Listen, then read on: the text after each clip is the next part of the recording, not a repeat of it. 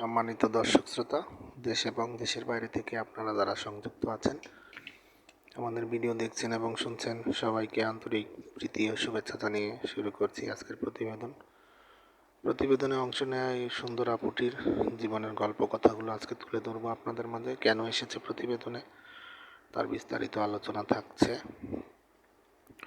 তো আপুটি দেখতে খুবই চমৎকার, ওনার গায়ের রঙ ফর্সা, উচ্চতা 5 ফুট 2 ইঞ্চি, স্বাস্থ্য মিডিয়াম, পড়াশোনা আপনার নবম শ্রেণী পর্যন্ত পড়াশোনা করেছিল। পরিবারে ওনার বাবা নেই, ওনার মা আছে অসুস্থ, আর একটা ছোট ভাই আছে। ভাইটি আপনার 4th শ্রেণীতে পড়াশোনা করে।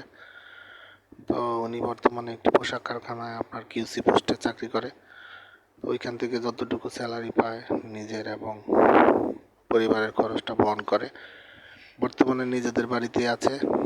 তো ওনার বর্তমান বয়স 19, বিয়ের বয়স হয়ে গেছে। ভালো একজন মানুষের খোঁজে প্রতিবেদনে এসেছে। ওইভাবে তেমন কোনো ভালো সম্বন্ধ আসছে না, বা আসলেও আপনার যৌতুকের দাবি দাবা কারণে বিয়ে বসতে পারছে না। সেজন্য